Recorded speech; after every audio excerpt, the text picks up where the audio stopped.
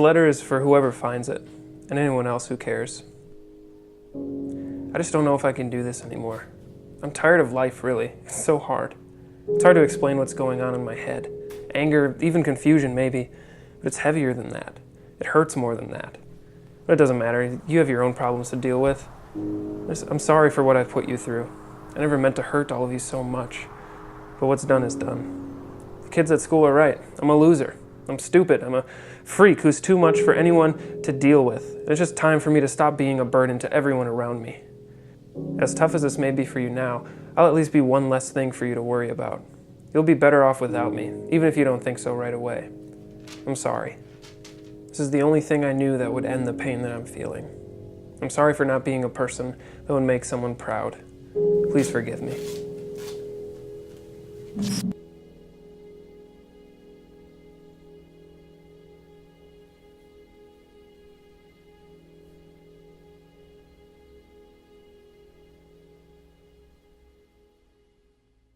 Depression is the most common health disorder in the United States among teens. And I don't just say that to scare you or to add some shock value. I say that because depression is real. It's something that so many people deal with on a daily basis, which is ironic because depression makes you feel like you're alone, like you're the only one. And yet we see statistic after statistic saying just the opposite, that 1 in 6 teens show symptoms of depression.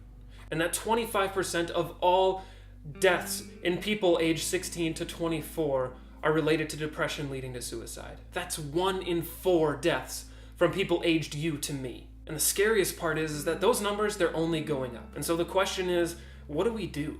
Like, what do we do as the church? What do we do if we're struggling? Because Christians aren't immune to depression. In fact, sometimes it's even worse because there's this extra burden saying, you're a Christian, you can't be depressed. You're just supposed to be happy all the time. And that is a huge misconception because whether you're a Christian or not, depression is real and it hurts. It's intense and heavy. There's a real weight to it. It's powerful, yet dull, and you feel stuck and hopeless. So what do we do? I think first we need to realize that depression is complex. It's not the result of a single event. It's a time frame.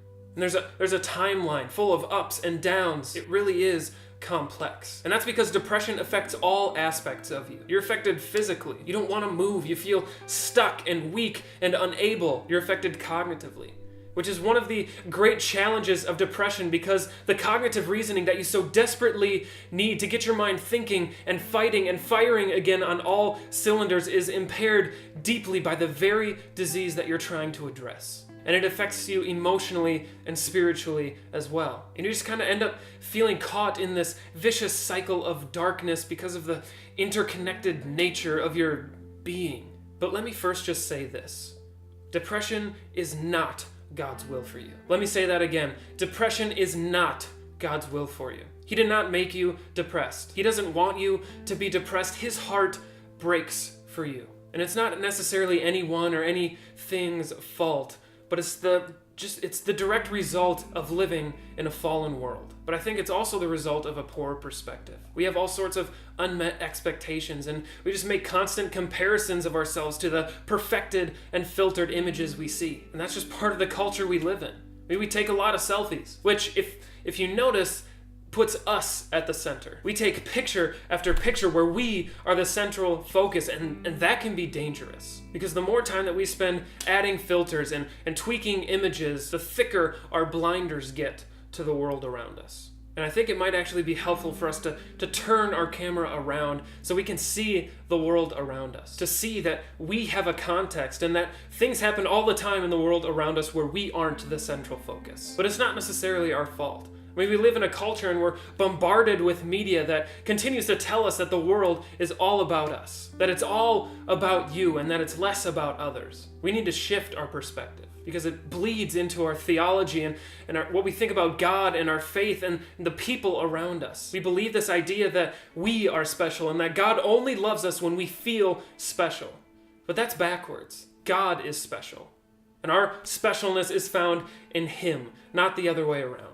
Our meaning and purpose is found in who God is, not who we think God thinks we are. So let me ask you this question.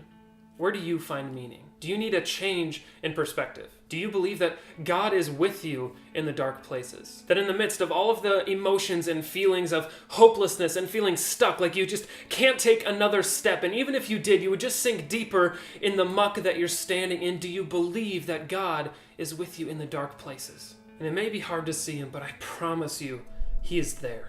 And he wants us to be a part of and be a community that love and encourage each other, that pick each other up out of those dark places. I mean, that's why we do this. That's what the church is for. And I know that there's a lot of you watching who might not personally struggle with depression, but I guarantee you that you know or will know someone who does. So how can you be a friend to that person? Well, I'd start by saying, don't try to fix it. Like, don't judge, don't point fingers, don't say, what are you doing? I mean, your life's great. Why are you so depressed? That hurts. Instead, just be present.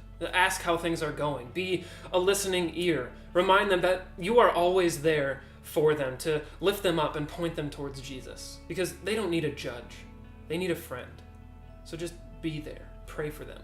We need to be a community that can talk about the hard things. Being a support to someone with depression is a lot more than giving a simple answer to a complex issue. I mean, it takes time. It takes presence. And it takes all of us. And so to close, let me do my best to speak to you wherever you're at. For some of you, this is a season of depression. You'll come out on the other side. You might even be able to see the light at the end of the tunnel. But for some of you, it's deeper than that. It's heavier. And you just wish so badly that you could just feel again. And for some of you, you're a friend. And you don't know necessarily what to say or how to help, but you just wish so badly that there was something you could do. But wherever you are, along that spectrum, just remember this, that God is at work in the dark places. He is.